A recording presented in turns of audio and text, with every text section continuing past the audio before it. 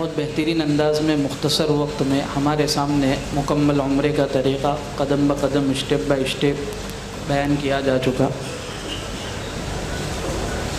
اب حج کے طریقے قدم بہ قدم بیان کرنے کے لیے پھر ایک بار حضرت مفتی یوسف صاحب بلولوی دامت برکاتہم کو دعوت دوں گا اور درخواست بھی کروں گا کہ گزشتہ موضوع میں سے حج کی قسموں کے متعلق تفصیلات جو رہ گئی تھی اس کو بھی بیان فرمائیں اور حج کا طریقہ قدم بہ قدم ہمارے سامنے پیش فرمائیں۔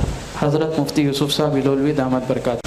نحمده ونستعینه ونستغفره ونؤمن به ونتوکل علیہ ونعوذ باللہ من شرور انفسنا ومن سیئات اعمالنا من يهده الله فلا مضل له ومن يضلله فلا هادي له ونشهد ان لا اله الا الله وحده لا شريك له ونشهد ان سيدنا ومولانا محمدا عبده ورسوله اما بعد قال النبي صلى الله عليه وسلم خذوا عني مناسككم او كما قال النبي صلى الله عليه وسلم۔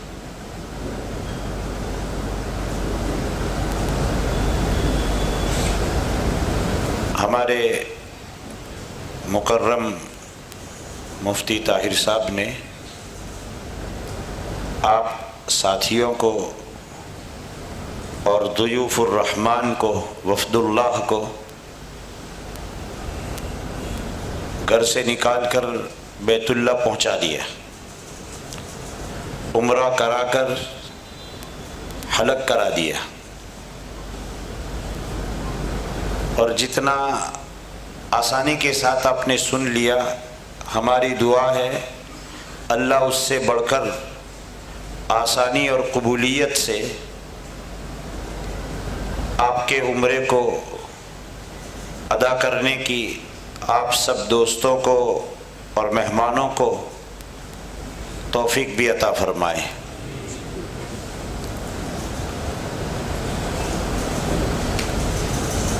جی یہ چاہتا ہے کہ ہم بات شروع کریں اس سے پہلے ایک تصور یہ پیدا کریں کہ آپ اور ہم روزانہ نماز پڑھتے ہیں اور نماز میں نیت کرتے وقت میں دل میں یہ تصور ہوتا ہے منہ میرا اس سمت کی طرف جس سمت میں کعبہ ہے۔ کہنے کو مکتب میں یہ الفاظ یاد کروا دیے تھے، منہ میرا کعبہ کی طرف۔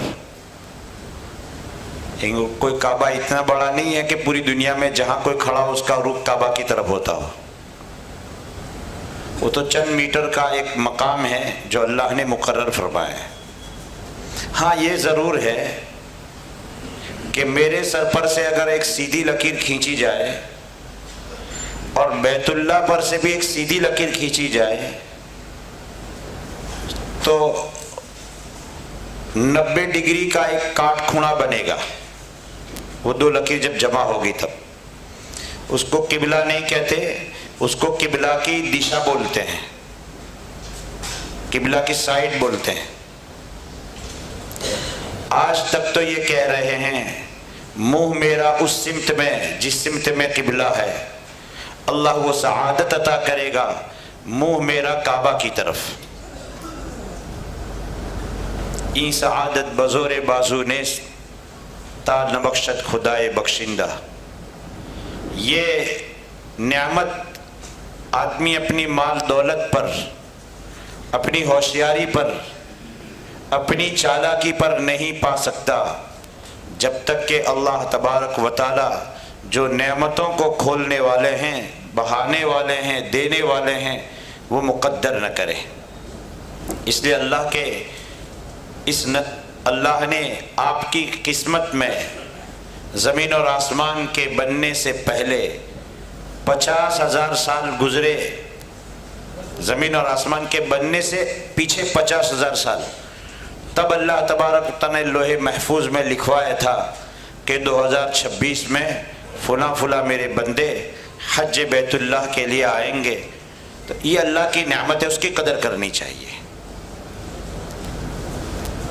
اب جب احرام کھل چکا ہے، حج کے دنوں میں حج کرنا ہے،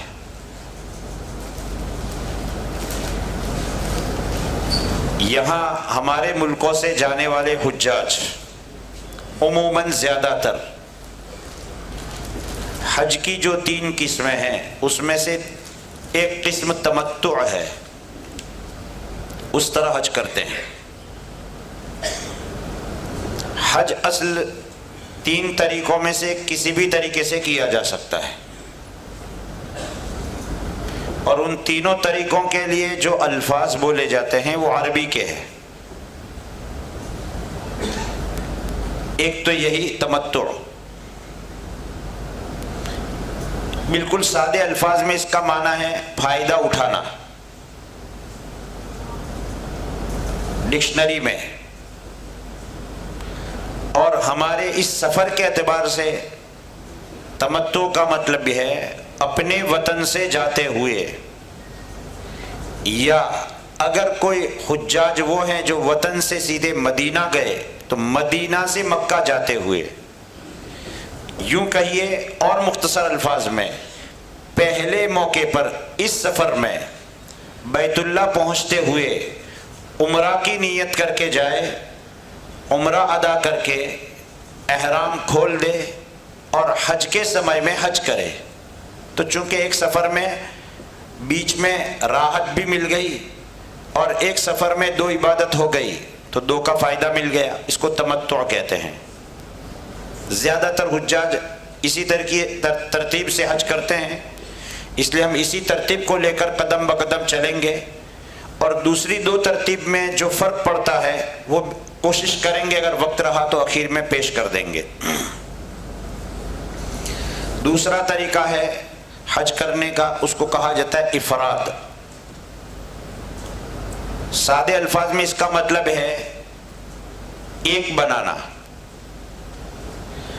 اس سفر میں اگر بیت اللہ پر جب پہنچ رہا ہے آدمی تو پہنچتے وقت میں صرف حج کی نیت کرے، احرام میں آتے وقت میں حج کی نیت کرے اور حج کر کے احرام کھول دے، بھلے پھر حج پورا کرنے کے بعد وہ ایک نہیں 1 یا 1 سے زیادہ عمرہ کرتا رہے، لیکن پھر بھی اس کو تمتع نہیں کہیں گے، اس کو افراد کہیں گے۔ اور حج کرنے کے بعد جو عمرہ کرے گا اس عمرہ کی فضیلت ملے گی، لیکن اس کو تمتع نہیں کہیں گے۔ تیسری ترتیب ہے جس کو قران کہا جاتا ہے۔ قران کا مطلب یہ ہے لغوی اعتبار سے، ڈکشنری اعتبار سے ملانا۔ کیا ملانا؟ کہ جب بیت اللہ پر مکۃ المکرمہ کے ارادے سے میقات کو، اللہ کی مقرر کردہ بارڈر کو کراس کر رہا ہے تو اس کراسنگ پر اس نے ایک ساتھ حج اور عمرہ دونوں کی نیت کر لی، اس کو کہا جاتا ہے قران۔ اگرچہ قران کی دوسری صورتیں بھی آگے جا کر کے بھی ہو سکتی ہے، لیکن صحیح ترتیب یہ ہے کہ میقات کراس کرتے وقت میں ہی حج اور عمرہ دونوں کی ایک ساتھ نیت کرے۔ ایسا کرنے والے کم لوگ ہوتے ہیں،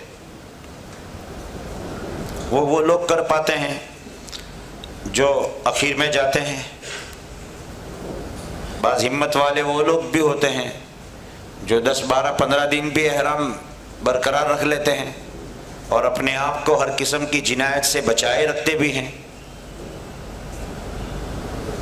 تو خیر، اب چونکہ زیادہ تر ہمارے حجاج تمتع کے طور پر حج کرتے ہیں، اس لیے ہم اسی ترتیب کے مطابق حج کو بیان کرنے کی کوشش کرتے ہیں، اور وہ ترتیب یہ ہے کہ جیسے حضرت مفتی طاہر صاحب نے بیان کیا کہ آپ حضرات حج عمرہ ادا کر کے اپنا احرام کھول چکے تھے، اور حضرت مفتی صاحب نے آپ کو یہ کہہ دیا کہ بڑی مقدار میں اپنی صحت کا خیال کرتے ہوئے کثرت کے ساتھ بڑی مقدار میں آپ نفلی طواف کرتے رہیں. اس مرتبہ حضرت مفتی صاحب یہ کہہ نہ سکے، ورنہ وہ بھی میرے مزاج کے ہی ہے، کہ بیت اللہ پر مطاف میں احرام کے بغیر اترنے نہیں دیا جاتا. مفتیان کرام کے دو رجحان ہیں، جو ہے اس کو ہم بیان ہی کریں گے، لیکن ہمارا اپنا رجحان بھی، اور مفتی صاحب بھی پچھلے موقع پر ایسا کہتے رہے ہیں، اور مجھے اس پر پورا انشراح ہے. کوئی حرج نہیں، جو لوگ جانتے نہیں ہیں، گئے نہیں ہیں، وہ ابھی سے سن لے. یہ کسی کے باپ کی جاگیر نہیں ہے. صاف صاف لفظ میں، جتنا محمد بن سلمان کا حق ہے اتنا یوسف بن داؤد کا بھی حق ہے.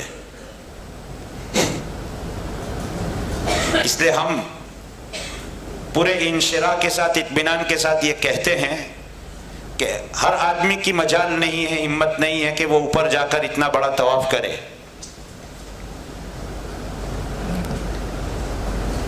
دو چادریں اس نیت کے ساتھ کہ یہی میرا لباس، کوئی آسمان سے اترا نہیں ہے کہ اسی طرح کا کفنی پہنو گے تو لباس کہا جائے گا، ورنہ نہیں. میرا یہی لباس ہے، اور جائیے مطاف میں کیجئے خوب طواف. نہیں کرنے دو گے تو بازار میں گھومیں گے. اس کے بجائے یہ کہ بازار تو سورت کا بھی ملے گا. اور ہماری ماں بہنوں کو بھی کہیے گا کہ بازار سورت میں ملتا ہے، ٹینشن مت لو. جو چیز سورت میں نہیں ملتی ہے وہ بیت اللہ نہیں ہے. اس لیے بڑی مقدار میں آپ طواف کرنے کے لیے بناوٹی، جس کو وہ کہتے ہیں، سادی دو چادریں اپنے لباس کی نیت سے، زبان سے کوئی پوچھے تمہارا احرام ہے تو اس وقت نہیں کہنے کا کہ میرا عمرہ ہے، اس لیے کہ اس وقت میں غلط بات ہوگی. ہم عمرہ نہیں کر رہے ہیں. خوب طواف کیجئے گا. پھر جب 7ویں ذی الحجہ آئے گی تو عموماً اتنے بڑے مجمع کو ان کے فرائض اور واجبات کو صحیح وقت پر ادا کرانے کے لیے اصل سنت جو ترتیب ہے اس سے پہلے بھی لوگوں کو اٹھانا شروع کرنا پڑتا ہے. اللہ کے رسول صلی اللہ علیہ وسلم تو 8ویں ذی الحجہ کو مکۃ المکرمہ میں فجر کی نماز ادا کرنے کے بعد مینا کی طرف روانہ ہوئے تھے. آج کل حجاج کو 7 اور 8 کی بیچ کی رات میں عشاء کے بعد کسی کو تھوڑی دیر اور سے اٹھانا شروع کرتے ہیں مینا پہنچانے کے لیے. اس لیے اس وجہ سے 7ویں ذی الحجہ کو آپ کی اپنی اپنی بلڈنگ پر معلم کی طرف سے اعلان آئے گا یا آدمی کہنے آئے گا کہ اتنے بجے گاڑی آئے گی. جتنے بجے کہیں گے اتنے بجے آنا ضروری نہیں ہے، کیونکہ ہم لوگ بھی اس کے عادی ہیں. 10:30 کو ہمارا بھی پروگرام کہا تھا. برا نہیں مانو گے نا؟ 10:30 کو کتنے لوگ تھے؟ مجھے یوں تھا کہ شاید کبھی نہیں، اسی مرتبہ اس پروگرام میں ایسا ہوگا کہ بہت کم لوگ ہوں گے، کیونکہ اس مرتبہ شروع کی نشست میں میرا نام تھا. اور میری تو عادت ہے، میرے دوست بھی جانتے ہیں سب. میں نے ان کو پوچھا بھائی کتنے بجے ہے، تو کہا کہ اتنے بجے. میری نشست بعد میں تھی. میں نے کہا 10:30 بجے اپنے پہنچ جائیں گے. تو لوگ لیٹ ہوتے ہیں تو وہاں بھی لیٹ ہوتا ہے. لیکن آپ کیا کریں گے؟ اب ہم اپنی بات پر آ جاتے ہیں. کچھ بیچ میں آپ کو تربیتی چیزیں کہتا چلوں گا. وہ 7 ذی الحجہ کو مینا لے جائیں گے، اس سے پہلے آپ اپنی سہولت کے اعتبار سے احرام میں آنے کی نیت سے غسل کریں گے. دیکھیں یہاں سے انڈیا سے چلتے ہوئے بہت سی سنتیں آپ مجبوراً چھوڑ چکے تھے. جسے مفتی صاحب نے بھی کہا موقع ملے غسل کر سکیں موقع ملے مکروہ وقت نہ ہو 2 رکعت پڑھ سکیں، وہاں تو یہ بات ہے ہی نہیں. وہاں سب کے سب احرام میں آنے والے لوگ ہیں، سب کے سب عطر کی بوتل چھوڑنے والے لوگ ہیں. اس لیے 7ویں ذی الحجہ کو چاہے مغرب کے بعد عشاء کے بعد آپ غسل کر لیجئے، اور زائد بال ناخن وغیرہ جو تراشنے ہیں ان کو صاف کر لیجئے. اگر اچھے والے شیمپو سے غسل کرنا ہے اور اچھے والے صابن سے نہا لینا ہے جو اچھی طرح خوشبو دیتا رہے تو نہا لیجئے. ابھی احرام شروع نہیں ہو رہا ہے، اور نہا کر کے فارغ ہو کر کے 2 چادریں جیسے مولانا اسد صاحب نے بیعت بتائی آپ کو، کوئی بھی ترتیب کے مطابق مرد اس چادر کو جس طرح چاہے دائیں سے بائیں، بائیں سے دائیں، جس طرح چاہے چادر لپیٹ لیں. لیکن یاد رکھنا اس چادر کو اس دن لپیٹنا شروع کر گئے تو اس دن گڑبڑ ہے. اس کی ترتیب یہ ہے کہ آج سے شروع کر دو. اور زیادہ تر لوگ نوجوان تو اب بھول ہی گئے کہ لنگی پہن کر کیسے سویا جاتا ہے. اب نائٹی کا زمانہ ہے. اس لیے ہمارا آپ کو چند باتوں کا مشورہ ہے. لنگی پہن کر سونا سیکھیں بغیر گانٹھ لگائے. بعض لوگ سوتے ہیں تو نیچے گانٹھ لگا دیتے ہیں کیونکہ بھائی بے خیالی میں نیند کی حالت میں بھی سطر نہ کھل جائے. اچھی نیت ہے لیکن وہاں گرہ نہیں لگا سکتے، گانٹھ نہیں لگا سکتے. اور چادر سر پر نہیں ڈال سکتے، سنبھل کر سونا ہے. یہ ساری چیزیں پریکٹیکلی اے سی چالو کر کے سر کھلا رکھ کر سوتے سیکھو. پٹی والی چپل پہن کر 15 کلومیٹر چلنا سیکھو، تب حج ہوگا. یہ نہیں ہے کہ گھر سے نکلے گاڑی آن کر دی یا رکشا بلا لی، وہ سب رکشا بکشا چھوٹ جائے گی. اللہ تبارک و تعالیٰ اپنے بندے کو اس کی اصلیت بتانے کے لیے بیت اللہ بلا رہے ہیں کہ سارے وہ غرور کی چیزیں اللہ کی نعمتیں تھی لیکن اسی کو ہم نے غرور کا اور تکبر کا ذریعہ بنا دیا تھا، وہ سب ختم کروا دیں گے. اس لیے آدھے کلومیٹر سے، اگر آدھی نہیں ہے آدھے کلومیٹر سے یہ پٹی والی چپل پہن کر کے آدھا کلومیٹر سے شروع کر کے سفر حج آئے آپ کا اس سے پہلے 15 کلومیٹر چلنا سیکھو. اور جو چپل آپ اس سفر میں لے جانے والے ہیں اس چپل سے اپنے پیر کو ابھی آدھی بنا دے، ورنہ اس دن چھالے پڑ جائیں گے، اللہ نہ کرے. تو چلیے یہ بات تو سائڈ پر ایک مشورہ تھا. ہم اپنے حج کی اصل تربیتی چیز اور مسائل کو سامنے رکھتے ہوئے احرام کی نیت کرنی ہے. احرام کی نیت کرنے کے لیے آپ کو جو چھوٹے کتابچے وغیرہ دیا جاتا ہے اس میں لکھا ہوا ہے سب سے افضل ہے بیت اللہ پر جا کر نیت کرنا. ہاں بالکل سب سے افضل ہے، لیکن کمیٹی سے جانے والے اور ٹور سے جانے والے جن کی شفٹنگ میں حج سے پہلے ہی دور ہے تو ان لوگوں کے لیے بیت اللہ پر پہنچنا اتنا آسان نہیں ہے. وہ سرکاری جو بس آپ کے خرچ میں شامل ہے وہ بس بھی بند ہو جاتی ہے. اور اپنی ذاتی ہمت والے اگر لوگ ہیں پیسہ خرچ کرنے میں تو اپنے پیسے سے جانے والے لوگ بھی، پرائیویٹ گاڑی سے جانے والے، وہ بھی کلومیٹر 2 کلومیٹر بس چھوڑ دے گی اور بہت بھیڑ ہوگی. اس لیے عزیزیہ میں بھی یا اس کے علاوہ اور جگہوں میں جہاں حجاج کی بلڈنگیں رکوایا جاتا ہے وہ سب کا سب حرم کا حصہ ہے. کسی حاجی کو تقریباً جہاں تک ہماری معلومات ہے حرم سے باہر ہل میں نہیں رکوایا جاتا، وہ سب حرم میں رکتے ہیں.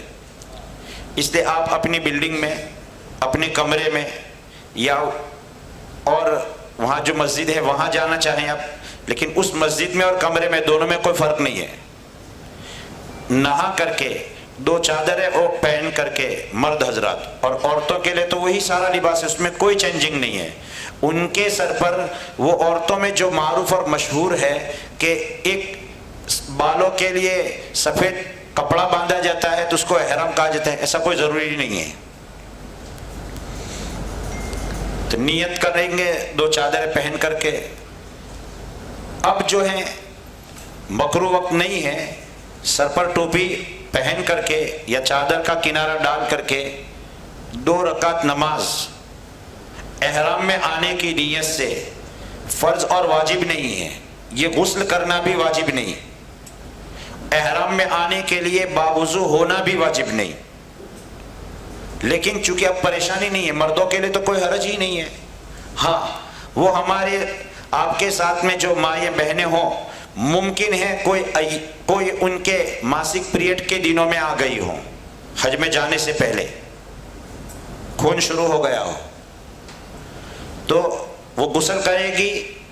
ہاں کرے گی، کیونکہ یہ غسل پاک ہونے کے لیے نہیں بلکہ صاف ہونے کے لیے ہے، ان کو بھی کرنا چاہیے۔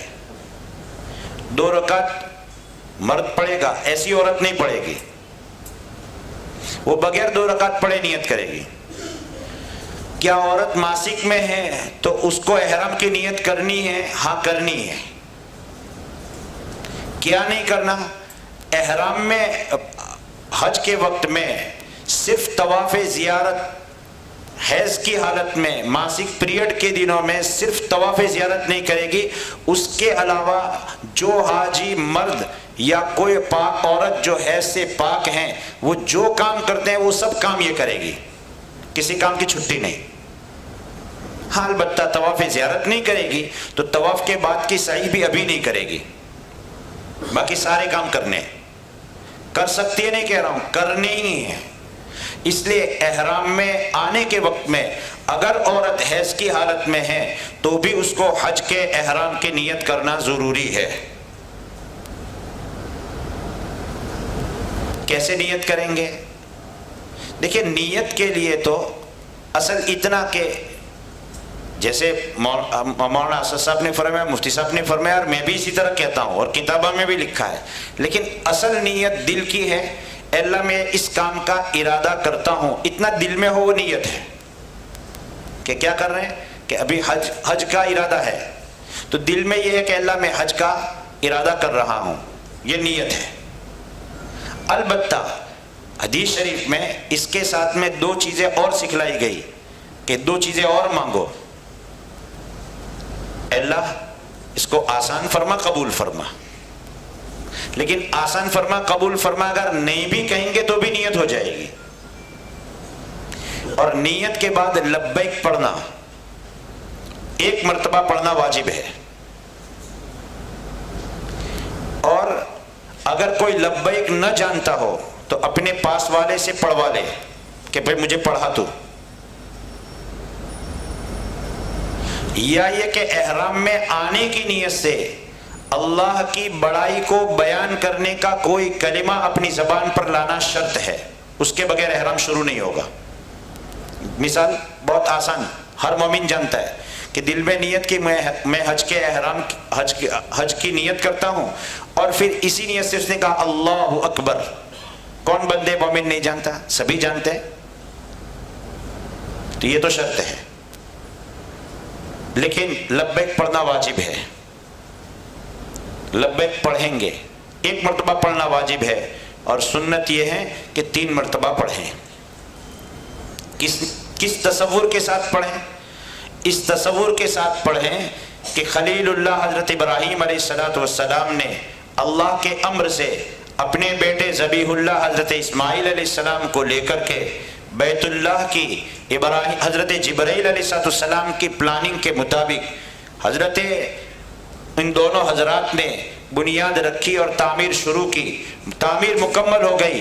اللہ تبارک و تعالیٰ کی طرف سے اعلان آیا وَأَذِّن فِي النَّاسِ بِالْحَجِّ يَأْتُوكَ رِجَالًا وَعَلَىٰ كُلِّ ضَامِرٍ يَأْتِينَ مِنْ كُلِّ فَجٍّ عَمِيقٍ لِيَشْهَدُوا مَنَافِعَ لَهُمْ۔ ہم اپنے فائدوں کو پانے کے لیے اور دیکھنے کے لیے جا رہے ہیں۔ ہم غلط سمجھ رہے تھے کہ میرے اپنے فلیٹ میں، میرے اپنے بزنس میں، میرے اپنے فلاں کام میں بہت فائدہ ہے۔ اللہ فرما رہے ہیں بیت اللہ پر آؤ، لیشہدوا منافع لہم، اپنے فائدوں کی چیزوں کو لوگ دیکھیں۔ اصل فائدہ اللہ نے وہاں رکھا ہے، حج میں رکھا ہے۔ اس تصور کے ساتھ لبیک پڑھنا ہے کہ لبیک کا مطلب کیا ہے؟ جیسے کلاس میں ٹیچر حاضری لیتا ہے تو نام بولتا ہے یوسف، تو بچہ کہتا ہے، مدرسہ ہے تو بچہ کہتا ہے لبیک، اسکول ہے تو کہتا ہے یس سر، تو یس سر کروایا جا رہا ہے۔ ابراہیم علیہ السلام نے آواز دی تھی اللہ کے امر سے، اور ہم روحوں کی شکل میں تھے، ان روحوں کی شکل میں ہم نے وہ آواز سنی تھی، اور اس وقت ہم نے کہا تھا لبیک۔ آج اس لبیک کے طور پر ہم کہہ رہے ہیں کہ اے اللہ آپ نے وہ کہا تھا کہ حج کرنے آؤ، تو اے اللہ آپ کے حکم پر میں اپنی حاضری ایک بار نہیں بار بار کہہ رہا ہوں، ایک بار نہیں بار بار کہہ رہا ہوں، آپ کے حکم کو بجانا لے کے میں حاضر ہوں۔ یقیناً ساری تعریف تیرے لیے ہے، بادشاہت تیری ہے، سلطنت تیری ہے، پارٹنر تیرا کوئی نہیں ہے، میں حاضر ہوں۔ اس تصور کے ساتھ کہ واقع میں میرے رب نے مجھے بلایا تھا، چاہے مجھے میری روح کو یاد نہیں، میرے کانوں کو وہ ندا یاد نہیں، لیکن اللہ نے کہا تھا، اور قرآن کہہ رہا ہے، بالکل سچی بات ہے، میں ان کے حکم کو پورا کرنے کے لیے حاضر ہو رہا ہوں۔ اس تصور کے ساتھ پڑھیں گے، کیسے پڑھیں گے؟ پڑھو لبیک اللہم لبیک لبیک لا شریک لک لبیک ان الحمد والنعمت لک والملک لا شریک لک۔ دیکھیے آپ کو اگر یاد، کوشش تو یہ کرنی چاہیے بھائی، یہ ایک واجب ذکر ہے سفر حج کا۔ پورے سفر حج میں کوئی چیز پڑھنا اس ذکر کے سوا واجب نہیں ہے، سارا سفر عمل سے ہے، یاد کر لیجئے۔ اور وہ لبیک بار بار آتا ہے تو حاجی ذرا گچوا جاتا ہے صاف لفظوں میں، تو کوئی ٹینشن کی بات نہیں، 2 انگلیاں ملا لیجئے، اور 3 پوروے ہیں، اوپر نیچے، لبیک ہے بیچ میں دوسرا ہے، لبیک اللہم لبیک لبیک لا شریک لک لبیک۔ پھر آگے تو نئے کلمات ہیں تو بھول نہیں پڑتی، کتاب میں دیکھ کر پڑھیے، دیکھ کر پڑھنا نہیں جانتے اپنے پاس والے کو کہیے مجھے پڑھوا دو، تاکہ ہمارا واجب نہ چھوٹے۔ اس کو پڑھنے کے وقت میں جیسے میں نے پہلے کہہ دیا، سر سے ٹوپی اتار دیں گے، عورت اپنے چہرے پر سے ڈائریکٹ لگنے والا کپڑا ہٹا دے گی، اور احرام کی ایک عاشقانہ سفر کی ذمہ داری شروع۔ حضرت حکیم الاسلام حضرت مولانا حسین احمد مدنی رحمۃ اللہ علیہ جب ذی الحجہ کے عشرے میں کوئی انہیں عطر کی بوتل پیش کرتا، اور اس وقت حضرت دیوبند میں تھے اور حضرت کی وہ حیثیت بھی نہیں تھی کہ سفر کر سکیں، تو حضرت عطر کی بوتل لیتے ہاتھ میں اور فرماتے آہ اس شاہ خوشبو سے روک دیے گئے، اللہ کے عشق کے پروانے خوشبو سے روک دیے گئے، کاش کہ حسین احمد کی قسمت میں بھی ہوتا کہ وہ بیت اللہ حاضر ہوتا۔ اس تصور کے ساتھ میں جب پڑھا جاتا ہے عاشقانہ اور مستانہ، اور پھر اب حج جب شروع ہو رہا ہے تو کنکری مارنے نہیں پہنچو گے، اور کنکری مارنے کا عمل جب تک شروع نہیں ہوگا تب تک بڑی مقدار میں لبیک۔ اللہ کے رسول صلی اللہ علیہ وسلم نے فرمایا افضل حج کون سا؟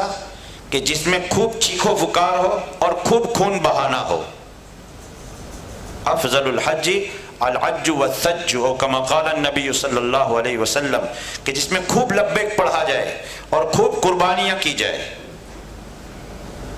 لیکن ہمارا اپنا تجربہ ہے کہ ہمارے ایشین حاجیوں کو لبیک پڑھتے شرم بہت آتی ہے، شرمیلے لوگ ہیں بیچارے۔ ارے بھائی شرمانے کی بات نہیں، ڈرنے کی بات ضرور ہے کہ کہیں ایسا نہ ہو کہ ہم کہیں لبیک، اللہ کہے لا لبیک، تیری حاضری منظور نہیں، جا۔ ڈرنا بھی چاہیے، لیکن اس ڈر کا مطلب یہ نہیں ہے کہ ہم اللہ کے رسول صلی اللہ علیہ وسلم کے فرمان کے مطابق عمل نہ کریں۔ بڑی مقدار میں مرد اور عورت سب حج لبیک پڑھیں، مرد اونچی آواز سے اور عورتیں نیچی آواز سے۔ صحابہ اپنے آپ پر مشقت پڑ جائے اس طرح بھی لبیک پڑھتے تھے. اور عربوں کا آج بھی معمول ہے, بہت اہتمام سے پڑھتے ہیں. میں جب پہلی مرتبہ سفر میں جا رہا تھا, جدہ ہم لوگ اترے, ہمارا چونکہ وایا تھا تو وہ مصری حجاج بھی ہمارے ساتھ شامل ہوئے تھے. تو دیکھا اس نے کہ زیادہ تر انڈین لوگ ہیں تو سب چپ چاپ چل رہے ہیں. تو ایک کھڑا ہو گیا, فلائٹ میں کھڑا ہو گیا, اور وہ سب مردوں کے کندھے پر ہاتھ مار رہا ہے اور کہہ رہا ہے لبیک لبیک اللہم لبیک. تو سب کو بلواتا ہے. خیر, احرام کی ذمہ داری یعنی عاشقانہ لباس کی ذمہ داری ہم پر آ گئی. عاشق وہ ہوتا ہے اس کو جس کے ساتھ میں عشق ہو جاتا ہے اس کو وہی دکھتا ہے, اس کے علاوہ کچھ نہیں دکھتا. اس لیے وہ تابعین کے زمانے کا قصہ ہے لیلا اور مجنون والا, وہ آج کے زمانے کا نہیں ہے, تابعین کے زمانے کا ہے. مجنون کو لیلا سے محبت ہو گئی تھی تو کہتا تھا امر ارد دیاری دیاری لیلا, لیلا کے ایریا سے گزرتا ہوں, ان کے ایریا سے گزرتے ہوئے اس کی دیواروں کو چومتا ہوں, اس کے کتوں کو چوم لیتا ہوں. کسی نے اس کے باپ کو مشورہ دیا کہ بیت اللہ لے جا اور طواف کرا کر توبہ کر. تو وہ طواف کر رہا ہے, نام اس کا قیس تھا, لیکن پاگل ہو جانے کی وجہ سے اس محبت میں اس کو مجنون کہا جاتا تھا. تو جب وہ چالو طواف میں اس کے ابا نے کہا توبہ کر, ان اللہم انی اتوب الیک من المعاصی الا حب لیلا, اے اللہ سارے گناہوں سے توبہ کرتا ہوں لیکن لیلا کی محبت سے تو توبہ نہیں ہوگی, وہ تو دل میں اتر گئی. اس لیے اس طرح عاشق, میں نہیں کہہ رہا ہوں کہ ایسا کرو, میں کہہ رہا ہوں کہ ایسا نہ کرو, لیکن میں سمجھانا چاہتا ہوں جیسے اس کو ایک چیز سے محبت ہو گئی تھی, ہمیں بھی اللہ سے ایسی محبت ہو جائے, اس محبت کے ساتھ میں بار بار لبیک پڑھے. عاشق کو ٹینشن نہیں ہوتا ہے کسی کام کا, بلکہ عاشق کو اس کے تلاشی کا ٹینشن ہوتا ہے. اس لیے 10ویں کو جلدی سے لباس اتارنے کا ٹینشن مت لینا, کیونکہ یہ بوجھ کا لباس نہیں ہے, عاشقانہ لباس ہے. خیر, 7ویں اور 8ویں کی درمیانی رات میں, یہ ذرا تھوڑا لمبا ہو گیا, 7ویں اور 8ویں کی درمیانی رات میں معلم کی گاڑی میں جانا یہ مناسب ہے, اس لیے کہ اپنی جگہ پر آدمی سہولت سے پہنچتا ہے. اور ہمارا اپنا مشورہ یہ ہے کہ اگر آپ کی بلڈنگ پر 2 بس آنے والی ہے, ایک مثال دے رہا ہوں, ایک 10 بجے ایک بجے, تو ایک کا انتظار نہیں کرنے کا, 10 میں بیٹھ جانے کا, اس نیت سے بیٹھنے کا کہ تاکہ مجھے کسی سے جھگڑا نہ کرنا پڑے. کہ کیوں ایسا؟ بعض مرتبہ لوگ ایسا کرتے ہیں کہ مینا میں پہنچ کر کے قبر کی مقدار کی جگہ طے ہوتی ہے, تم موٹے ہو وہ تم کسی کے ساتھ سیٹنگ کر لو کہ آدھی رات تو سو آدھی رات میں سوؤں گا, لیکن جگہ تو ملے گی قبر کی طرح. اب آدمی دیر سے پہنچتا ہے, کوئی آدمی 2 سیٹ یا 1.5 سیٹ کور کر چکا ہے اور جگہ خالی ہے ہی نہیں, اب پھر آدمی جھگڑتا ہے. اس کے بجائے پہلے چلے جاؤ اور 1.5 کور نہ کرو بلکہ پونا کور کرو, تاکہ کوئی بیچارہ موٹا آ جائے تو اس کو راحت مل جائے. اس لیے مشورہ یہ ہے کہ جھگڑا نہ ہو, پہلے پہنچ جاؤ. 10 بجے جاؤ گے تو بھی سنت چھوٹنے والے, 1 بجے جاؤ گے تو بھی سنت چھوٹنے والے, سنت تو کسی حال میں ملنے والی نہیں ہے. خیر, مینا میں پہنچیں گے 8ویں ذی الحجہ کے درمیان میں رات میں عموماً لے جاتے ہیں. اللہ کے رسول صلی اللہ علیہ وسلم, جیسے میں نے عرض کیا, فجر کی نماز مکۃ المکرمہ میں پڑھ کر کے پھر آپ تشریف لے گئے تھے, لیکن اب اس میں ہماری چلنے والی نہیں ہے, یا پھر چلانی ہے آپ کو تو پھر کسی سے آپ کو لوکیشن لینا ہوگا اور پیدل جانا ہوگا, ورنہ معلم کی گاڑی تو یہ خیمے کا مین گیٹ ہے, معلم کی ایریا کا مین گیٹ ہے, اس کے دروازے کے پاس چھوڑے گا اگر شروع وقت میں چلے گئے تو. مینا میں پہنچ کر کے فجر, عموماً آج کل فجر, ظہر, عصر, مغرب, عشاء, یہ 5 نمازیں عموماً وہاں ادا کرواتے ہیں. اللہ کے رسول صلی اللہ علیہ وسلم نے ادا فرمائی تھی ظہر, عصر, مغرب اور مغرب, عشاء اور دوسرے دن کی فجر. اس دن میں حج کے واجبات میں سے کوئی واجب عمل نہیں ہے. اللہ کے رسول صلی اللہ علیہ وسلم مینا کے میدان میں رکے ہیں, بہت بڑی سنت ہے. آپ لوگ بھی جائیں گے اور مینا میں رکیں گے انشاءاللہ. کیا کریں گے؟ مینا کا یہ وقت بیکار کرنا نہیں ہے, بلکہ اس میں ایک کام تو یہ کہ نمازوں کا وقت پر اہتمام, وہاں قبلہ کس سمت میں ہے اچھی طرح پہنچ کر کے پہلے اچھی طرح معلوم کر لیں, تاکہ وقت پر نماز ہماری سمت قبلہ سے الٹی طرف نہ ہو جائے. مینا میں سمت قبلہ بول رہا ہوں کیونکہ وہاں سامنے مکہ نہیں, بیت اللہ نہیں ہے, انڈیا کی طرح ہو جائے گا. اور پھر بقیہ اوقات کو دعا اور ذکر میں گزارے, اور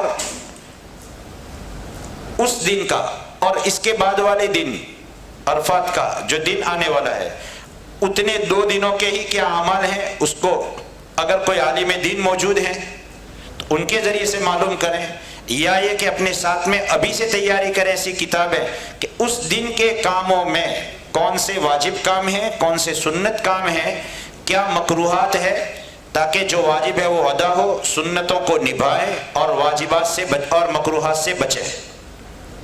یہ سارا 2 دن کا, تاکہ کل کا بھی آج پہلے سے پڑھ لے. پھر جب وہاں عشاء ہو جائے گی تو معلم کے آدمی آپ کو پہلے سے کہنے آئیں گے عرفات میں لے جانے کے لیے. عرفات کے میدان میں اللہ کے رسول مینا میں فجر ادا کر کے گئے تھے. گرمیوں کا حج آتا ہے, اس میں بھی ہمارا آپ کو مشورہ یہ ہے کہ آپ سواری میں سوار ہو کر چلے جائیے. آپ کہیں گے پیدل کے فضائل ہیں, میں کہوں گا ہاں ہے, لیکن امت کی نبض ہم جانتے ہیں تو ہم دوسری ٹیبلٹ دیتے ہیں. وہ کیا؟ میرے نبی نے وہ فضائل بیان کیے, انہی کی زبان سے ہیں, اس میں تو ترمیم کرنے کا کسی کو حق نہیں ہے. لیکن ہم کمزوروں کا خیال کرتے ہوئے ذرا یہ بتاؤ, میرے نبی صلی اللہ علیہ وسلم نے پیدل حج کیا کہ سواری پر کیا؟ آپ تو اونٹنی پر تھے. بھائی اس نیت سے سواری میں سوار ہو جاؤ کہ میرے نبی اونٹنی پر تھے, میں سواری پر ہوں. کیوں؟ کہ میں اپنے نبی سے بھی بہت کمزور ہوں, اور گرمیوں کا موسم ہے, پھر لوگ مرتے ہیں, پھر لوگ ویڈیو بھیجتے ہیں. وہ 2024 میں جو لوگ زیادہ مرے اس وقت میں وہاں بھی لوگوں کو کہہ رہا تھا بھائی نہ موکلو ویڈیو. کیوں دشمنوں کے حوالے ہماری ایک عظیم عبادت کو کرتے ہو تاکہ لوگوں کو ہنسنے کا موقع ملے؟ یہ اچھا نہیں ہے. پھر بھی کوئی مشقت پہنچے تو مشقت کا سفر ہے. اگر آپ اپنے طور پر جائیں گے تو اب عرفات کے میدان میں پہلے 3 سال پہلے کوئی خیمے نہیں تھے, کوئی کپڑا ہوتا تھا ورنہ کھلا. اب عرفات کے میدان میں بھی مضبوط, یہ جتنا بڑا ہال ہے اس سے بڑا خیمہ ہوتا ہے اور ٹاور اے سی ہوتے ہیں, اس لیے وہاں اچھی طریقے سے آپ کو جگہ ملے, عبادت کر سکیں. عرفات کے میدان میں جب آپ پہنچیں گے ان کی گاڑی میں یا ان کے ذریعے سے ٹرین میں, تو وہاں آپ کو معلم کا آپ کا جو نمبر ہوگا اس نمبر کے ساتھ میں بینر لے کر کے لوگ چلیں گے, ان کے پیچھے پیچھے آپ جائیں, آسانی کے ساتھ پہنچ جائیں گے. عرفات کے میدان میں پہنچنے کے بعد حج کے فرائض میں سب سے اہم فریضہ 3 فرض ہیں, 6 واجب ہے حج پوری. پہلا فرض ہو گیا احرام میں آنا, اور احرام میں آنے سے مراد کیا ہے مولانا اسد صاحب نے آپ کو بتا دیا. دوسرا فرض ہے عرفات میں رکنا. 9ویں ذی الحجہ میں ظہر کے شروع وقت سے لے کر 10ویں ذی الحجہ کی صبح صادق کے درمیان ایک آدھ گھڑی بھی عرفات کے میدان میں پہنچنا فرض ہے, تو حج ہوگا ورنہ نہیں ہوگا. البتہ اس کے ساتھ ساتھ میں اس میدان میں اللہ کے رسول صلی اللہ علیہ وسلم کی مبارک سنتیں ہیں. ظہر اور عصر کی نماز اللہ کے رسول صلی اللہ علیہ وسلم نے ادا فرمائی عرفات کے میدان میں. آپ نے خطبہ دیا اور دونوں نمازیں ظہر کے وقت میں آپ نے ادا فرمائی. اس لیے ہمارے امام ابو حنیفہ رحمۃ اللہ علیہ کے قول کے مطابق جو آج کل کے اعتبار سے مسجد نمیرہ کے امام کے پیچھے جو نماز پڑھے گا وہ تو ظہر اور عصر کو ظہر کے وقت میں ادا کرے گا، اور ظہر اور عصر کے بیچ میں، ظہر ادا کر کے عصر سے پہلے بیچ میں کوئی سنتیں نہیں، اور ان کی تابعداری میں ہوگی۔ لیکن بہتر یہ ہے کہ آپ اپنے اپنے خیمے میں ادا کر لیں۔ ان کے پیچھے بھی ادا کرنے سے نماز تو ادا ہوگی، لیکن کبھی وہ امام احمد کو مانتے ہیں، وہ ان کے مطابق نماز پڑھاتے ہیں، اور کبھی ان کے اور ان کے ہمارے میں ایسا فرق نکل جاتا ہے جس کی وجہ سے ہماری نماز نہ بھی ہو۔ یعنی وہ 2 پڑھاتے ہیں، ہمیں 4 پڑھنے کا حکم ہوتا ہے، یا وہ 2 پڑھاتے ہیں، ہمارے اعتبار سے ان پر 2 نہیں ہوتی، 4 ہوتی ہے۔ خیر وہ ہمارا علمی مسئلہ ہے، لیکن بہتر یہ ہے کہ آپ اپنے اپنے خیمے میں ظہر کے وقت میں اذان کر کے ظہر کی نماز، عصر کے وقت میں اذان کر کے عصر کی نماز ادا کریں۔ ان دونوں کے درمیان کا جو وقت ہے وہ بھی، اور عصر کی نماز کے بعد کا وقت ہے وہ بھی دعا اور ذکر میں گزاریں۔ عرفات کے میدان میں اگر طاقت ہو، ہمت ہو، اور سوگر اور دوسری پریشانیاں نہ ہو، تو آدمی پوری دعا کو، ہمت ہو تو دھوپ میں، نہیں ہو تو تھوڑی دیر دھوپ میں، کھڑے ہو کر ہمت ہو تو کھڑے ہو کر، بیٹھ کر نہیں ہے تو بیٹھ کر، اور اگر بالکل دھوپ میں ہمت نہیں ہے تو تھوڑی دعا مانگ کر، 2-1 دعا مانگ کر، ٹھنڈک میں آ کر کے اسی میں بیٹھ کر کے خوب اللہ تبارک و تعالیٰ سے آہوزاری کرتے ہوئے عاجزی کے ساتھ میں دعا میں لگیں۔ جو دعائیں آپ کر سکتے ہیں، مفتی طاہر صاحب نے اشارہ بھی کیا آپ کو، ربنا آتنا پڑھ لیجئے، اور اے اللہ میرے اپنے نبی نے عرفات کے میدان میں جتنی دعائیں مانگی ہے میں اپنے لیے، پوری امت کے لیے مانگتا ہوں۔ اللہ کے رسول صلی اللہ علیہ وسلم نے کتنی دعائیں مانگی؟ وہ دعائیں اگر ہم پڑھتے ہیں اندر دیکھ کر تو بھی کم از کم 2 گھنٹے تو لگتے ہیں، اور وہ بھی وہ دعائیں جو احادیث کے ذخیرے میں موجود ملی اور ملا علی قاری رحمۃ اللہ علیہ نے جمع کی، ان کی بات کر رہا ہوں میں۔ ورنہ وہ اللہ کے رسول صلی اللہ علیہ وسلم کی بعض دعائیں جو آپ نے دل ہی دل میں مانگ لی ہو، یا یہ کہ آواز سے مانگی تھی، لیکن آج اتنے ادوار اور ٹائم گزرنے کی وجہ سے آن ریکارڈ نہیں ہے، اس کو تو چھوڑیے، جو ریکارڈ میں ہے اس کی میں بات کر رہا ہوں، کم از کم 2-3 گھنٹے لگیں گے۔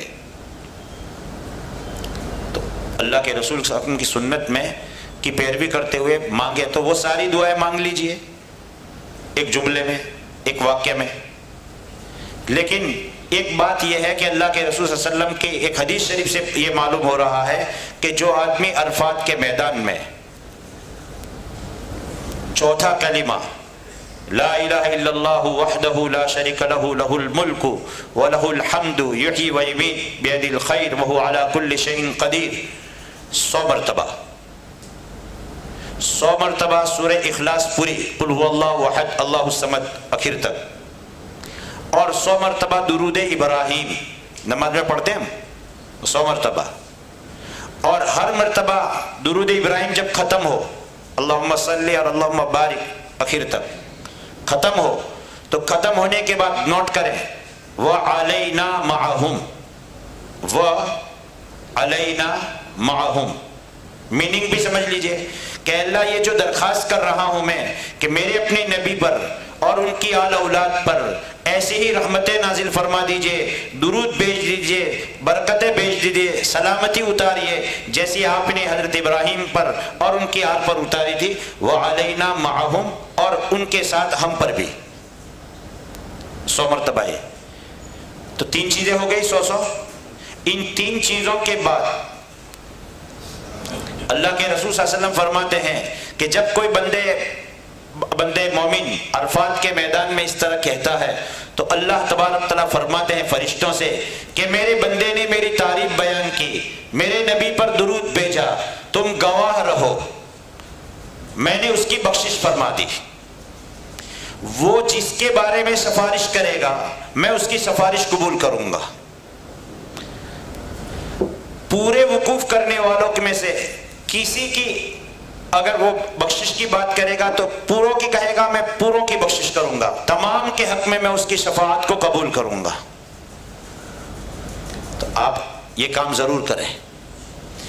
ترمذی کی بھی روایت ہے اور دوسرے محدثین نے بھی نقل فرمائی ہے، عرفات کی دعاؤں میں سب سے افضل دعا جو میں نے اور مجھ سے پہلے نبیوں نے مانگی، اللہ کے رسول کا فرمان، میں نے یعنی اللہ کے رسول فرما رہے ہیں، جو آپ کو یاد ہے وہ یہی لا الہ الا اللہ، چوتھا کلمہ۔ ابھی سے وہ دعاؤں کی کتابیں رکھیے اور روزانہ کم از کم 1 گھنٹہ نکالیے اپنے حج کی تیاری کے لیے۔ حج کی تیاری جیسے آپ مال سے کرتے ہیں وہ تو ٹھیک ہے، کرنی ہی چاہیے، لیکن عبادت کی تیاری، دعاؤں کی تیاری سامان سے بڑھ کر کے کرنے کی ضرورت ہے۔ اس لیے روزانہ 1 گھنٹہ کم از کم نکالیں گے۔ اللہ کے رسول صلی اللہ علیہ وسلم نے فرمایا، عرفات کے میدان میں جو آدمی یوں کہے کہ میری مغفرت نہیں ہوئی، اس سے بڑا بدنصیب کوئی نہیں۔ اس یقین پر دعا مانگے کہ ضرور میری دعا قبول ہوگی۔ پوری امت کی سفارش کرنے کی میں آپ کو سفارش کرتا ہوں، ہماری بھی کر لیجئے گا۔ ایک فقیر آیا تھا جو سکھلا رہا تھا۔ خیر، عرفات میں عصر کی نماز کے بعد ہمارے تجربے ہیں، وہاں معلم کے آدمی جلدی ادھم مچاتے ہیں، چلو چلو بند ہو جائے گا، کوئی بند نہیں ہوگا، رہو گے تو بھی نہیں رہنے دیں گے۔ اطمینان سے عصر کے بعد اصل دعا کا وقت ہے، دعا میں رہیے۔ اگر آپ نہیں مانگ سکتے، کسی مانگنے والے کو کے ساتھ ہو جائیے، اس کے ساتھ بیٹھ کر کے آمین آمین کیجئے کہ اللہ میں تو ایسا غریب آدمی ہوں کہ مجھے تیرے دربار میں مانگتے نہیں آتا، یہ ایک تیرا بندہ بہت پیارے پیارے الفاظ میں مانگ رہا ہے تو میں اس کی آمین پر آمین کہتا ہوں، اس کی دعا پر آمین کہتا ہوں، وہ مانگ رہا ہے میں اپنے لیے بھی وہی کہہ رہا ہوں۔ وہاں میں نے دیکھا کہ لوگ غفلت بہت کرتے ہیں۔ سفر حج تربیت کا سفر ہے، وہاں غفلت سیکھو گے تو یہاں بھی غفلت رہے گی، وہاں درود شریف کا اہتمام سیکھو گے یہاں درود شریف رہے گا، وہاں سنتوں کا اہتمام سیکھو گے زندگی بھر سنتوں کا اہتمام رہے گا۔ 100% سنت پر عمل کرنے کا دعویٰ کوئی نہیں کر سکتا، جب سنت چھوٹے گی دل میں قلق اور افسوس ہوگا، اور یہ بہت بڑی بات ہے۔ اس لیے پورے سفر حج میں آج سے نیت کر لیجئے، مجھے اپنے نبی کے حضور میں حاضر ہونا ہے، میں ان کی سفارش کے لیے ان کے دربار میں گنہگار بن کر کے حاضر ہونے والا ہوں کہ رب تیرا مجرم تیرے سب سے افضل بندے کے خدمت میں حاضر ہو رہا ہے۔ قرآن میں تو نے فرمایا ہے کہ ظلم کے بعد میں جو بندہ حاضر ہوتا ہے نبی کے دربار میں حاضر ہو کر کے نبی سے سفارش کرتا ہے بخشش کی، اللہ کے دربار میں وہ جب سفارش کرتے ہیں تو سفارش ضرور قبول ہوتی ہے۔ اس لیے آج سے نیت کر لیجئے کہ ساری سنتوں پر عمل کریں گے۔ اور ایک بات کہہ دوں، میں اپنے بہت سے دوستوں کو دیکھ رہا ہوں اور پوری دنیا میں، میرے گاؤں میں بھی یہی حال ہے، یہاں بھی یہی حال ہے، حج میں جانے والے میرے عزیزوں، دل ہمارا کڑتا ہے، بہت سی سنتیں مجھ سے بھی چھوٹتی ہے اور سب سے چھوٹ رہی ہے، لیکن ایک سنت ایسی ہے 24 گھنٹے کے ہم مجرم بنتے ہیں، وہ ہے ہمارے چہروں پر داڑھیوں کا نہ ہونا۔ میرے بھائیوں، بہت عاجزی کے ساتھ دل کے دکھی دل کے ساتھ آپ سے درخواست کرتا ہوں، آج سے نیت کر لو، اب مجھے میرے نبی کی سنت جو عملاً واجب ہے مجھے کاٹنی نہیں ہے۔ کتنا دکھ میرے نبی کو ہوگا جب آپ کٹی داڑھی لے کر کے وہ 10 روپے کا ریزر یا یہ کہ چہرہ بنانے کا جو آپ کا 50 روپے کا خرچہ، کاش کہ وہ ایک غریب کو صدقہ کر کے میرے نبی کے حضور میں حاضر ہوتے، میرا نبی کتنا خوش ہوتا، بنسبت اس کے کہ ہم اس کو چہرے پر چلا کر میرے نبی کو دکھ پہنچا کر ان کے دربار میں حاضر ہوں گے۔ اس لیے نیت کر لو، اس کو ہم آج پوری سنت کے مطابق بنا تو نہیں سکتے، لیکن ہم نیت پکی کر لیں، اللہ نیت پر نوازتے ہیں کہ مجھے اب اپنے چہرے پر داڑھی کاٹنی نہیں ہے۔ ہر آدمی اپنا اپنا محاسبہ کرے، میں کون سی سنتوں کو چھوڑتا ہوں، مجھے ان سنتوں کو چھوڑنے کو بند کرنا ہے۔ کرو گے میرے بھائی؟ عرفات کے میدان میں جب غروب آفتاب ہوگا تب وہاں سے نکلنا ہے۔ نکلتے وقت بھی اللہ کے رسول صلی اللہ علیہ وسلم نے عرفہ کی شام کو ایک چھوٹی سی دعا مانگی ہے۔ ہم 7-8 سال سے یہاں حاجیوں کی خدمت کے لیے اللہ توفیق دیتے ہیں آتے ہیں. ایک کتاب ہے اور بہت سے حضرات نے بھی مرتب کی ہے. حضرت مولانا مفتی شبیر صاحب مراد آبادی، انہوں نے حج کی دعاؤں کو پاکٹ سائز میں بنایا. اب وہ ساری اردو تھی، اس کو ہم نے گجراتی لپی میں تیار کیا. دعا تو عربی میں ہی زبر زیر والی، لیکن کون سی دعا ہے، کہاں مانگنے کی ہے، وہ گجراتی لپی میں. اور وہ ہمارے دارالعلوم کو پھر ہم نے دے دی کہ بھئی آپ شائع کرو. تو دارالعلوم کنتھاریا سے ہر سال وہ شائع ہو رہی ہے. تو اور اس کا PDF بھی میں نے بنا دیا ہے، وہ انشاءاللہ ہم اپنے مسائل گروپ میں رکھوا دیں گے. آپ اس کو پڑھیں، اس میں وہ دعا لکھی ہوئی ہے. بھائی ہم تو یہی ڈھونڈنے جا رہے ہیں اللہ کے رسول نے کہاں کیا کیا صلی اللہ علیہ وسلم. تو عرفات کے میدان میں غروب آفتاب کے وقت جب نکلتے ہیں تو اس وقت بھی عرفہ کی شام کو اللہ کے رسول صلی اللہ علیہ وسلم نے دعا مانگی ہے. اس دعا کو آپ پڑھیں گے انشاءاللہ. پھر لبیک پڑھتے ہوئے چلیں گے. اچھا 9 ذی الحجہ کو آپ اور ہم یہاں وطن میں رہتے ہوئے بھی 10 منٹ ہے، نہیں مٹ جائے گا، گھبرائیے نہیں. آپ کے وقت کا انشاءاللہ پورا خیال رکھوں گا. اللہ کے رسول یہاں ہم اپنے وطن میں رہتے ہوئے 9 ذی الحجہ کو صبح صادق جب ہوتی ہے اور فجر کی نماز پڑھتے ہیں پھر وقت پر، تو کیا کرتے ہیں؟ تکبیر تشریق پڑھتے ہیں. وہاں بھی پڑھنی ہے. وہاں پہلے تکبیر تشریق پڑھیں گے فجر کی نماز پڑھ کر. وہ کہاں ہوگی؟ اللہ کے رسول کی تو مینا میں ہوئی تھی، لیکن آپ کی ہوگی تقریباً عرفات کے میدان میں. فجر کی نماز ادا کریں گے، تکبیر تشریق پڑھیں گے اور اس کے بعد لبیک پڑھیں گے. اگر پہلے لبیک پڑھ دیا تو تکبیر تشریق کا واجب چھوٹ گیا، اس نے پہلے تکبیر تشریق پڑھیں گے، تکبیر تشریق پڑھ کر لبیک پڑھیں گے. ایسے ظہر میں بھی، ایسے عصر میں بھی. پھر جب آپ عرفات کے میدان سے نکل کر کے مزدلفہ میں آئیں گے، ایک بات سنو خوشخبری.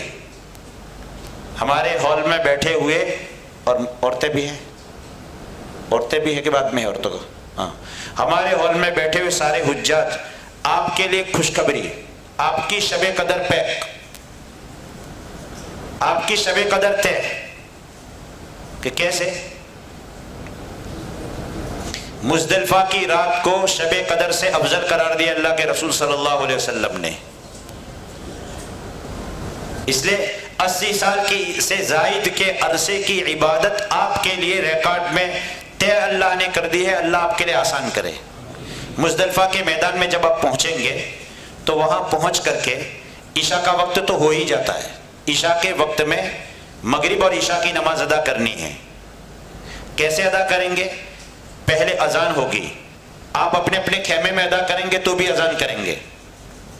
پھر اقامت پڑھیں گے، نماز سے پہلے جیسے تکبیر پڑھی جاتی ہے. پھر مغرب کی نماز ادا کریں گے. مغرب کے بعد کی سنت ادا نہیں کریں گے اور اقامت بھی نہیں پڑھیں گے. نماز پوری کی اور اب دوسری نماز پڑھے بغیر، کچھ کھائے بغیر کھڑے ہو کر کے عشاء کی نماز ادا کریں گے. اور عشاء کی نماز ادا کرنے کے بعد اب مغرب کی سنت، عشاء کی سنت، وتر اور جو نوافل آپ پڑھ سکتے ہیں وہ پڑھیں گے. اللہ کے رسول صلی اللہ علیہ وسلم کی پیاری سنت یہ تھی، آپ علیہ الصلوۃ والسلام نے مزدلفہ میں پہنچ کر کے نماز مغرب و عشاء کو مزدلفہ میں عشاء کے وقت میں ادا کرنے کے بعد میں تھوڑی دیر آپ نے آرام فرمایا تھا اور پھر آپ اٹھ گئے تھے. مجھے مفتی عبید اللہ صاحب کی وہ بات بہت پسند آئی تھی کہ کیا بھائی، جس کو لوگوں کی 2 جماعتیں ہیں. بعض لوگ وہ ہوتے ہیں جن کو سوتے آتا ہے اور بعض لوگ وہ ہیں جن کو سو کر اٹھتے بھی آتا ہے. مفتی صاحب فرما رہے تھے ایک موقع پر یہاں پر کہ بھائی جن کو سو کر اٹھتے آتا ہو تو وہ تو پہلے تھوڑا سو لے اور پھر اٹھ جائے. اللہ کے رسول کی یہی سنت اصل ہے. لیکن جن کو یہ ہو کہ بھائی سو گیا تو فجر اور فجر میں نہ اٹھاؤ تو عشاء، تو وہ سونے کی سنت پر ابھی عمل نہ کریں بلکہ عبادت کی سنت پر پہلے عمل کر لیں. تھوڑی دیر دعا ذکر کر لیں، کچھ نوافل پڑھ لیں. بھائی شب قدر مل رہی ہے اور پھر جب تھوڑا، اب ہم کمزور بھی ہیں تو تھوڑی عبادت کرنے کے بعد پھر آرام کر لو. اور اگر یہ ہمت ہے کہ میں تھوڑی دیر 1-8 گھنٹہ 20 منٹ 15 منٹ بغیر الارم کے، ایسا مزاج بنانا چاہیے، بغیر الارم کے 15 منٹ کا سونا ہے تو 14 منٹ پر آنکھ کھل جائے. اور وہ کہاں سے ملتا ہے؟ وہ رمضان سکھاتا ہے. خیر ابھی چلے آگے چلتے ہیں. تو اگر ہمت یہ ہے کہ ہم سو کر کے اٹھ بھی جائیں گے تو ایسی صورت میں میرے پیارے نبی صلی اللہ علیہ وسلم کی پیاری سنت کے مطابق ذرا کمر تھوڑی سیدھی کر لے، پھر اٹھ جائے اور پھر عبادت میں لگ جائے. مزدلفہ میں جو دعائیں اللہ کے رسول صلی اللہ علیہ وسلم نے عرفات میں کی تھی اس کی قبولیت کا بعض دعاؤں کا اعلان اللہ نے مزدلفہ میں کروایا. مزدلفہ میں صبح صادق سے لے کر کے سورج طلوع ہونے کے درمیان میں مزدلفہ کے میدان میں رہنا واجب ہے. یہاں پر بھی ہم نے دیکھا کہ وہاں لوگ خادمین جلدی کراتے ہیں، چلو بھائی، اور بعض لوگوں کو رات کو 1-2 بجے مینا میں پہنچا دیتے ہیں. جو مرد حاجی اس کو کوئی پریشانی بیماری نہیں ہے وہ چلے جائیں گے رات میں ہی مینا میں، ان پر دم واجب ہے. اس لیے دعا کا اہتمام، فجر کی نماز ادا کر کے دعا کا اہتمام کریں گے. سورج طلوع ہو جائے مزدلفہ سے مینا کی طرف جائیں گے. مینا میں پہنچ کر کے جب بھیڑ بھاڑ ختم ہو رہی ہو، اپن کمزور ہے، بھیڑ بھاڑ ختم ہو رہی ہو تو کنکری مارنے کے لیے جائیں گے. کنکری مارنے کے لیے پہلی جگہ کنکری مارنے کی جگہ ہے. اچھا مزدلفہ کے میدان میں ایک بات رہ گئی کہ وہاں سے کنکری آپ کو اٹھا لینی ہے. کتنی اٹھانی ہے؟ 70 یعنی TYTEEN نہیں. کنکریاں اٹھائیں گے، ان کو صاف کر لیں گے اور کنکریوں کو صاف کر کے ان کو اپنے پاس میں رکھ لیں گے. کم از کم 50 اٹھائیں گے. مینا میں پہنچ کر کے پہلی جگہ چھوڑ دیں گے، کنکری نہیں ماریں گے. دوسری جگہ کنکری نہیں ماریں گے. تیسری جگہ کنکری ماریں گے. اور کنکری مارنے کے لیے اس دیوار میں اس کی طرف اس طور پر کھڑے ہو جائیں کہ خیمے ہمارے دانے ہاتھ پر یا خیمے بائیں ہاتھ پر، خیمے پیٹھ کی طرف یا خیمے منہ کی طرف، یعنی چاروں جانب میں سے جس طرف بھی ماریں گے واجب ادا ہو جائے گا. یہاں کنکری مارنا شروع کریں گے تب لبیک بند کر دیں گے. اور کنکری کیسے ماریں گے؟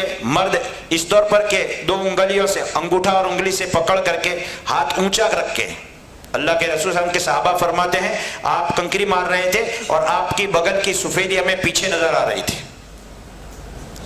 بسم اللہ اللہ اکبر، اور پھر آگے دعا ہے وہ پڑھ کر کے کنکری ماریں گے. ساتھ بہت زور سے نہیں ماریں گے اور بہت بڑے بڑے بھی نہیں ماریں گے. ہاں بڑے بڑے تو دل پر جو شیطان بیٹھا ہے اس کو مارنے کی ضرورت ہے. وہاں تو چھوٹے چھوٹے چنے کی مقدار کی. 7 کنکری مار دی. اس کے بعد قربانی ہوگی. قربانی کے بعد میں حلق ہوگا اور حلق کی وجہ سے اب احرام کھل جائے گا. دیکھیے آپ کے واجبات میں سے 1-2 واجب باقی رہ گئے. اب اس کے بعد میں کیا کریں گے؟ طواف زیارت کرنے کے لیے بیت اللہ پر پہنچیں گے. طواف زیارت کرنے کی ترتیب کیا ہوگی؟ جیسے کہ طواف کے عمرہ کے طواف کی ترتیب بتا دی اسی طرح. البتہ اتنا ہے کہ ابھی جو ترتیب میں نے کہی تو نارمل کپڑوں میں ہوں گے اور نارمل کپڑوں میں طواف زیارت کے وقت میں طواف کرنے کی مطاف کی جگہ میں بھی حاجیوں کو جانے دیا جاتا ہے. آپ پہنچیں گے، طواف کر لیں گے، طواف کے بعد 2 رکعت ادا کریں گے، اس کے بعد صفا مروہ کی سعی کریں گے تو یہ 5واں واجب ادا ہو گیا. اور اس کو کرنے کے بعد پھر آپ پہنچ جائیں گے مینا کے میدان میں. دوسرے اور تیسرے دن بھی کنکریاں ماریں گے. البتہ وہ کنکری تینوں جگہ پر لگے گی. کیسی ترتیب ہوگی؟ بہت مختصر کہ پہلے دن تو کھڑے رہنے کی ترتیب یہ ہے کنکری مارنے کے وقت میں کہ خیمے ہو جائیں داہنے ہاتھ پر، رائٹ ہینڈ پر، جمڑی بازو، تو دوسری طرف بیت اللہ کی سمت ہے. اور آپ دھیان سے دیکھیں گے تو کلاک ٹاور نظر بھی آئے گا. اس طور پر کھڑے رہ کر کے کنکری ماریں گے. یہ زیادہ بہتر طریقہ سنت طریقہ ہے. لیکن آج جب کنکری ماریں گے تو پہلی 2 جگہ پر اس طور پر کھڑے ہوں گے کہ کلاک ٹاور ہماری آنکھوں کے سامنے اور قبلہ ہمارا اور خیمے ہم پیٹھ کی طرف ہو جائیں گے. پہلے 7 کنکری ماریں گے، ہٹیں گے اور ہٹ کر کے 2 کے بیچ میں دعا کریں گے. پھر دوسری جگہ کنکری ماریں گے 7 اور وہاں پر بھی اسی طرح کھڑے رہیں گے کلوک ٹاور کی طرف منہ کر کے، لیکن کسی بھی طرف کھڑے رہ کر کے کنکری ماریں گے واجب ادا ہو جائے گا۔ 7 کنکری مار کر کے پھر ہٹیں گے اور درمیان میں پھر دعا کریں گے، اور تیسری جگہ کنکری مارنے کے لیے کلوک ٹاور کی طرف منہ نہیں بلکہ کلوک ٹاور ڈابے ہاتھ کی طرف ہو جائے، خیمے جمڑے ہاتھ کی طرف ہو جائے، 7 کنکری مار کر کے بات پوری ہو جائے گی۔ دونوں دن اسی طریقے سے کریں گے۔ پہلے دن کنکری مارنے کا ایک ہی جگہ پر 24 گھنٹے کا ٹائم ہے، دوسرے اور تیسرے دن میں کنکری مارنے کا ٹائم ظہر کے وقت سے لے کر کے دوسرے دن کی صبح صادق تک رہے گا، یعنی فجر سے لے کر کے ظہر تک کنکری مارنے کا ٹائم نہیں ہے۔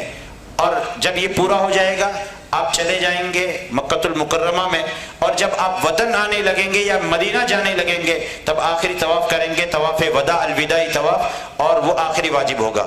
خلاصہ یہ کہ 3 فرض ہیں: احرام میں آنا، عرفات میں ٹھہرنا، طواف زیارت کرنا۔ 6 واجب ہیں ترتیب کے ساتھ میں: مزدلفہ میں آنا، کنکری مارنا، قربانی کرنا، حلق قصر کرنا، اور طواف زیارت کے بعد سعی کرنا، اور طواف وداع الوداعی طواف کرنا۔ کچھ اہم مسائل ہیں جو انشاءاللہ آپ کو بعد کی مجلس جو رہے گی اور سوال جواب کی جو مجلس رہے گی، جنایت کی مجلس ہوگی، اس میں انشاءاللہ تعالی بیان کرنے کی کوشش کریں گے۔ اور اس لیے آپ ابھی سے آپ کے ذہن میں اگر کچھ باتیں ہیں اپنی ڈائری میں نوٹ کر لیں جو پوچھنے والے کے قبیل سے ہو۔ اللہ آپ کے